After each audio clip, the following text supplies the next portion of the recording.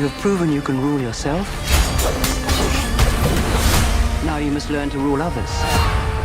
Hello, everyone, and welcome to something special I am doing here for the Outlaw Nation channel, and I'm very excited to be doing it with my Cine-Files co-host. I'm the Outlaw John Rocha. That is Steve Morris. Steve, how are you? I am good, and I'm really excited to talk about movies that aren't old. I mean, that's yes. Sounds like a lot of fun. Exactly. And, you know, I pitched this idea to Steve that for the Oscars coming up here next Sunday, I pitched him this idea of us talking about and kind of mini reviewing every film that is nominated for Best Picture. And this is the first video that we thought we should do for it. And we want to tackle Dune, the Denis Vilenueve adaptation of the Frank Herbert classic sci-fi novel. And this one, I tweeted out, Steve, this was a masterpiece to me. I absolutely loved the film. Saw it twice in the theaters, once on HBO Max. Was absolutely blown away by what we saw visually, by the score and the soundtrack from Hans Zimmer, from the acting from Timothée Chalamet to Oscar Isaac to Josh Brolin to Jason Momoa to Rebecca Ferguson and on and on and on down the chain to Javier Bardem. All of this, and I was told this is one of the most unadaptable, unfilmable books ever. I wasn't a fan of the David Lynch film. I did not watch the sci-fi series or wherever it was at.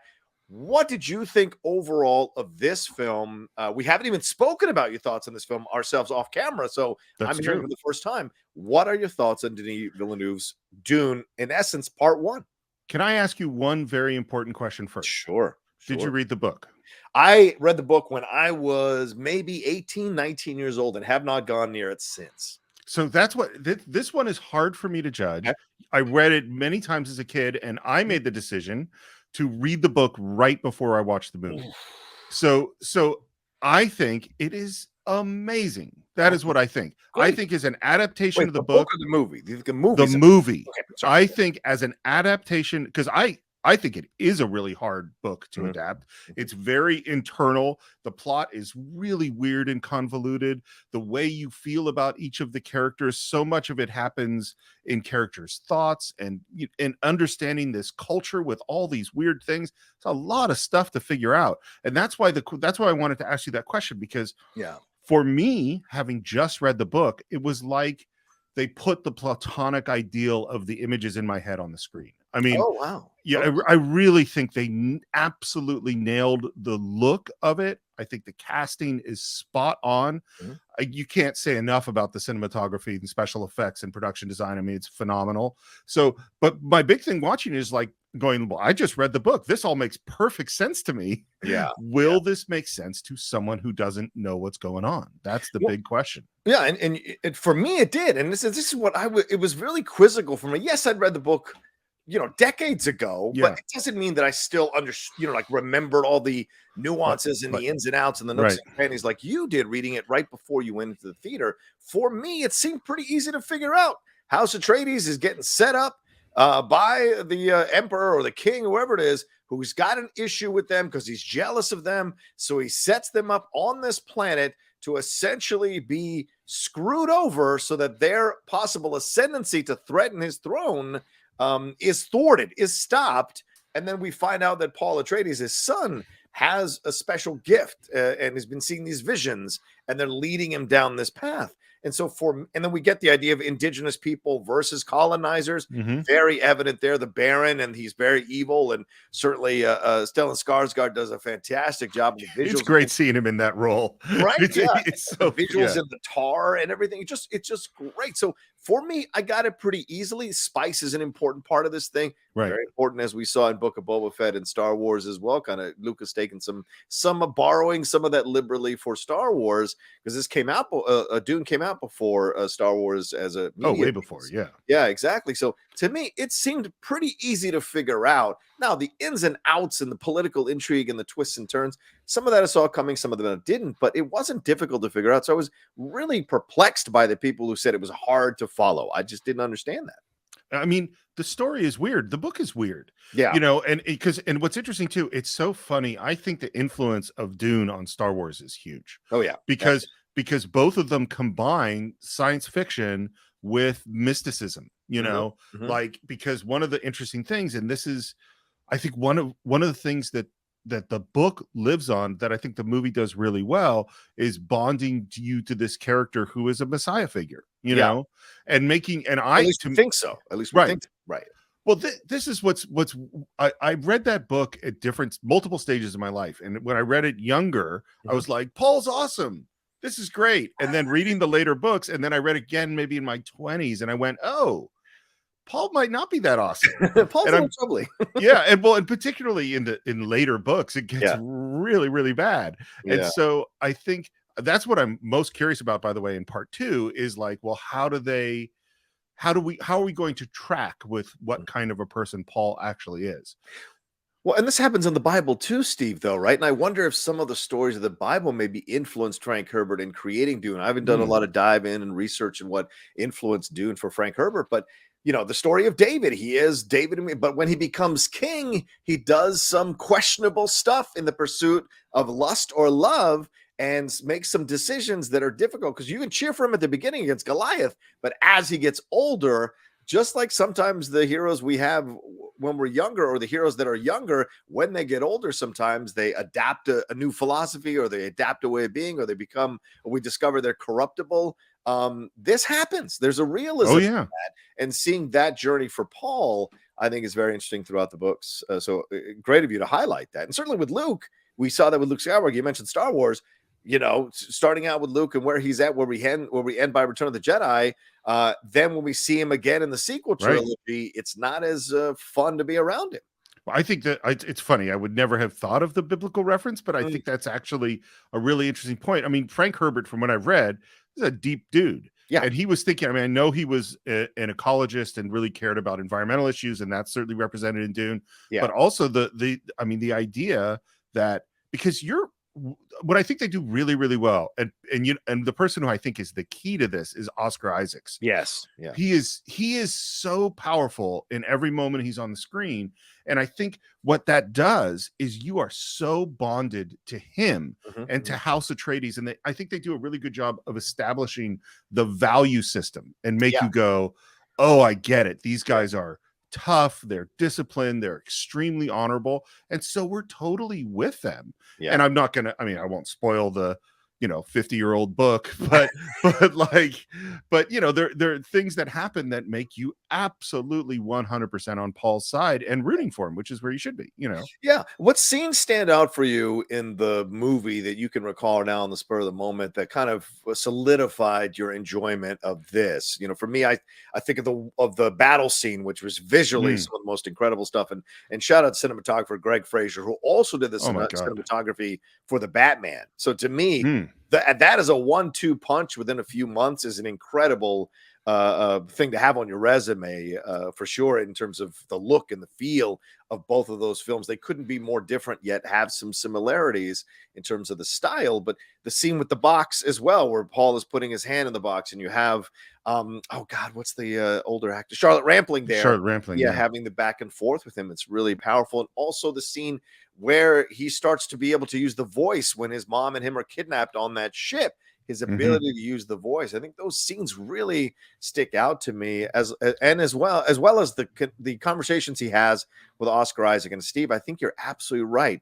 Oscar Isaac, in a limited amount of screen time, has to make it work, has to make you feel the nobility of this house, the strength of this house, and the love he has for his son and for Rebecca Ferguson's character, Lady Jessica Atreides. So to me, these are the scenes that stick out. What sticks out for you that makes you think this film is a good movie? So first of all, you took many of my answers. Oh, sorry. But I think that's a sign that those are the scenes. Always let the guest speak first. My apologies. No, it's all good. I can remember the scene with the box that is the beginning of the book.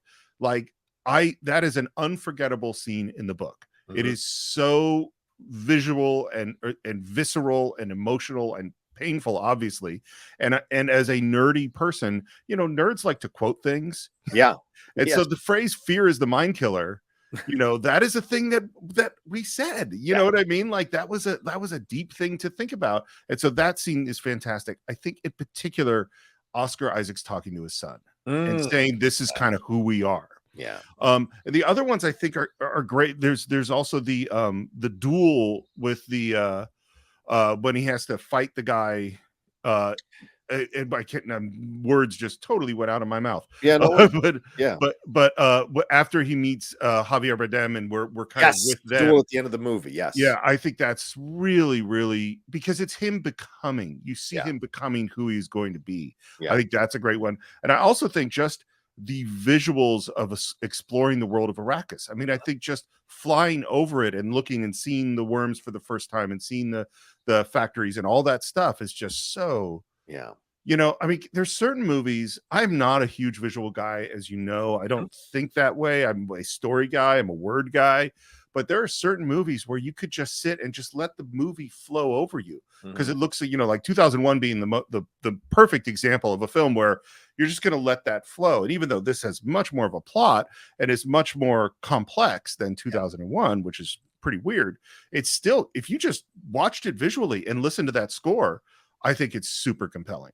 Yeah, I think you're absolutely right. And the score from Hans Zimmer is there've been a number of articles written on it. There've been a number of much more knowledgeable musicians than me speaking about it. So I can only say that I love the score. Immediately when I heard the score, I was like, this is one of those scores that takes this film to the next level, that elevates this film in my own consciousness. And I think a lot of people, I think anybody who might have an issue with the movie couldn't have possibly had an issue with the score, because the score is so perfectly married to the movie. And I would say any of the tougher spots to watch, the score carries you through that.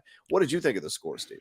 I think it's great. It's so funny. Hans Zimmer, because Hans Zimmer is so the anti John Williams, you know, rather than having the leitmotif, the melody that you're like, oh, that is the Harry Potter theme, that is the Superman theme, that is the, you know, Hans Zimmer is you know, and it's just sort of like a visceral emotional feeling that is carrying you through it. I think the score is fantastic, and I would say exactly the same thing about the cinematography. Anyone, there's just, you cannot find fault with it. You can't say this is not a gorgeous film. It really is.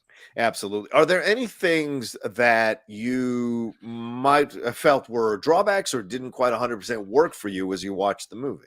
Well, the biggest one is the one that I asked you. Is I really worry that it's not clear, you know, because it's just such a hard thing to explain. And so, and I think, you know, there are many people who had a real hard time understanding what exactly is going on here, right? You know, and part of it thrown into it, right? Yeah, I hear what you're saying, yes. Well, and part of it too is it's also the nature of doing this huge story. I mean, the one thing I feel like we should say is the degree of difficulty of adapting this particular book, I think, is more difficult than Lord of the Rings is. I think Lord of the Rings is clearer. It's like, we have this ring. Here's this bad guy. We got to get the ring to this place. Right. I get it. You know what I mean? And people are going to try to stop us. That's a relatively clear plot. This one, part of it is in the structure. You don't really find out exactly what's going on until the end of the first book. Yeah. And so therefore we only have half the movie. So figuring out, well, what is the Baron and what is relationship to the Atreides and what are they trying? That's hard to figure out. And so it doesn't surprise me that there are a lot of people that went, I didn't get it. Yeah. You know? All right. Fair enough. You say you're a word man. You pay attention to the story. How did you feel about John Spates, Denis Villeneuve, and Eric Roth's adaptation of Frank Herbert's novel, at least the first part of his novel? So what I think that they did really well, and this comes from having just read the book, is that so much of they managed to take so much of the dialogue directly from the book and make it work in a movie. And that might sound like, oh, well, that's easy then. That's the easy thing to do. And it's like, no, that's really hard. Right. Because people don't always talk the way they do in a book, in real life. And also because it's trimming it and forming it so that you create the essence of a scene that might have been 10 pages long and you get it in 6 lines, and those lines really come from the book and represent the character. I think they do a really good job, except for this one thing of clarity. You know, is that in terms of dialogue, great. In terms of establishing the characters, I think they do really well. In terms of clarity, maybe less so.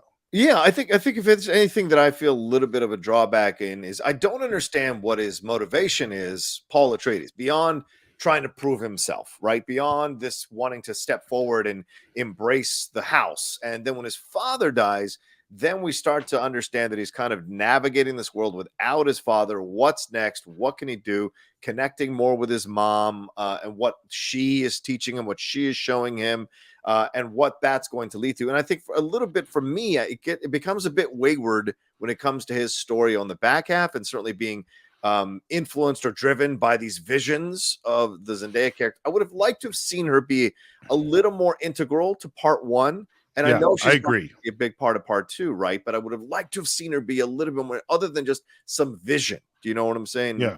And I think of the Bernstein moment in Citizen Kane, where he says, a fella might remember something you didn't think you'd remember. I saw a girl once, and, there hasn't been a day that's gone by that I haven't thought of her since. I saw her on the train. But that's different for a memory, right? This is a driving force in what he's doing, his pursuit of this woman. And when he sees Zendaya, would have liked to have seen a little bit more there in their interactions. But I don't have many things to ding about this movie, to be honest with you. To me, it just absolutely worked. I was engrossed from moment one, and rewatching it a second and third time, I felt it even more deeply in my bones how much I love this movie and how much it spoke to me, and I know it's not for everybody, and certainly some critics haven't been the biggest fan of it. Some people have turned it into a punchline for their own personal reasons, but for me, I think it absolutely worked. How John Rocha is built, it 100% worked for me, from the pulsating score and the songs that are being sung, and that voice that's singing that music, which is incredible, which was very reminiscent of the Passion. The Passion of the Christ. Is that right? The Last Temptation of Christ. That Peter Gabriel score. Right. It was the album's called Passion. Yeah, Passion. Yes. Yeah. So I got confused there, but yes, it's very reminiscent of that. The Denis Villeneuve's direction, some of the shots, the camera placements, all of that stuff in the sand, and the earthworms are incredible. So well designed. The terror of them is very real as you're watching the movie. The pacing of it worked for me, and the cinematography, as we've touched on a number of times already, and the acting, certainly from top to bottom, I found no problem with anybody. I agree. With this film. Oh yeah, go ahead, Steve. Sorry. Yeah, no, a couple of things. The first one is I just lost one of my thoughts, but I'll tell you one of the other thoughts. You know what I think one of the objections is that what science fiction has become in terms of popular culture and film is action adventure. You know what I mean? Right. Star Wars being the thing that starts that, is that, we're doing sci-fi, so we're going to have an exciting, thrilling adventure. Yeah. Sci-fi books when I was a kid were mostly about ideas. Yeah, they did have thrilling things in them, but Dune is an idea book. And I think maybe part of the negative reaction is that people were expecting a Marvel movie, you know what I mean? With constant action and like lots of thrills, rather than a somewhat somber, somewhat complex, mystical, spiritual thing that deals with a lot of heaviness. You know what I mean? I think maybe that's one of the things. By the way, I do remember the other thing I was going to say. Okay. You mentioned the album Passion. Is there were 3 soundtracks when I was in film school that were my movie sucks. If I put this piece of music on it, it'll suddenly make my crappy film better. And those 3 soundtracks were the Akira soundtrack. Oh yeah. The Mission. Yeah, Mission's great from Ennio Morricone. Yeah. And Passion from Peter Gabriel. Like you throw one of those pieces of music and you're like, wow, your movie's so intense. It's so powerful. And it's like, yeah, I'm pretty good, huh? And it's really, no, you're just, Peter Gabriel's just like holding you up is what's really going on. And maybe now you can add a 4th one, the Dune soundtrack, possibly. Sure. Well, if I ever go back to film school, Hans Zimmer was one I discovered right after. So the Crimson Tide soundtrack became one that I use as temping things all the time. That's a great It's such a great soundtrack. Absolutely. Yep. All right. Well, Steve, what do you think this film's chances, Dune's chances are? First of all, do you think it deserves a Best Picture nomination? And second, we've been hearing Coda, we've been hearing Power of the Dog over and over again. Some people even think King Richard is a dark horse, which we'll get to as we go along here in this series. But what do you think Dune's chances of winning Best Picture are? So first of all, I'm thrilled that it's nominated. I think it 100% deserves the nomination. Second thing is I will put forth the disclaimer that I suck at predictions. Whenever we do the Oscar poll, I've never won I'm terrible at it because I'm not good at I've never been like had my finger on the pulse of what the world thinks. I'm good at what I think, Right. but not what the world thinks. So, but my gut is that this has no chance to win Best Picture. Yeah, fair enough. I don't think so either, even though I think it should be one of the final choices, because I think if the Oscars are supposed to reflect the innovation and the best of film for that particular year, I don't understand how this film is not in stronger consideration for a lot more people who are voting in the Oscars, because it really is a reflection of the incredible advances we've done technologically as filmmakers, and also how far we've come with the medium of film, for sure, and telling an incredibly engrossing story as well. Well, let's real quick as a final thing here. Here's all the categories it's nominated for. You tell me which one you think it'll win. It's nominated for 10 Oscars here: Best Costume Design, Best Sound, Best Original Score, Best Adapted Screenplay, Best Film Editing, Best Makeup and Hairstyling, Best Cinematography, Best Production Design, and Best Visual Effects. What do you anticipate it will win? It's tough. Cinematography is a really, really hard category this year. Just looking at that one. So while I think this one is it's that mix of great cinematography and special effects. So I think maybe it wouldn't win there. Okay. The most interesting cinematography for me is Macbeth, actually, this year. I think it absolutely could win for costume design. I think film editing, there's a good argument for film editing as well, although there are a couple of other good ones there. Makeup and hair, there's a good chance it could win that too. I mean, I think this is going to be, there's some years where there's that one movie that just sweeps things. I don't think that's this year. Again, I'm terrible at predicting things, but I think this is a year where we're going to see things split out a lot. Well, okay, go ahead. Yeah, go ahead. Sorry. No, did you want to jump in? I'm sorry. I'm going to jump in just a second as soon as you're finished. I apologize. Go ahead, my man. Music, I also think it has a chance, although I think the Power of the Dog score is really interesting as well. We already said it's not going to win Best Picture. Maybe I missed some other. Special effects. Yeah. That one, yes, very, very strong chance there. Yeah, I think Best Original Score, I think it absolutely is a shoo-in. I think Best Adapted Screenplay, maybe, just maybe. Best Makeup and Hairstyle, I think that might go to Cruella, to be honest with you. I think they're nominated for that. Oh, see, I haven't seen that one. Yeah, Best Cinematography, I do think Greg Fraser will absolutely win. I think people coming off the Batman will be even more influenced to put his name down. Best Visual Effects is a very real possibility for me as well. And Best Sound, possibly. It all depends on if people enjoy the sound of the movie. Maybe not 100% enjoy the movie itself, but the sound and the sound cues and the sound editing within it, that is certainly possible for them to enjoy. And real quick, it has won the Golden Globe for Best Original Score. It was nominated Best, so Hans Zimmer won there. And in the BAFTAs recently, it was nominated and won for Best Cinematography and Best Original Score. It also won for Best Production Design, Best Visual Effects, Best Sound. So there is a little bit of momentum for Dune winning at least some Oscars out of the 10 they're nominated for. And I do want to hit on one more thing, the Gold Derby, which is a collection of critics who have been known to be spot on in their guesses for victories for Oscar-nominated films. It won Best Cinematography for Greg Fraser and Best Film Editing, Best Score, and Best Production Design, Best Sound, Best Visual Effects. So, it could walk away with anywhere from 1 to 5 Oscars for this movie, which wouldn't be a bad haul, to be honest with you, for film. A lot of that was delayed a number of times, that was released day and date, and some people felt was unfilmable. Yeah. I think this is definitely one where it could pull a lot of the technical Oscars. And that's why I think it's going to be a split up year, is that there's going to be some actor nominated things going over here and some over there. The screenplay one might be sort of the token. Sometimes that's the sort of, we really like your movie, we're not giving you Best Picture, but you can have this one. And the Best Picture might be, I don't know. We'll see. Take this one and enjoy it. All right. Well, there you go. That's our quick review of Dune and its Best Picture chances here for the Outlaw Nation. Thank you all so much for joining us. Steve, thanks again. This is going to be a fun series. I can already tell from the first episode, we're going to have a lot of fun discussing these films. Please tell people where they can find you and what you got going on.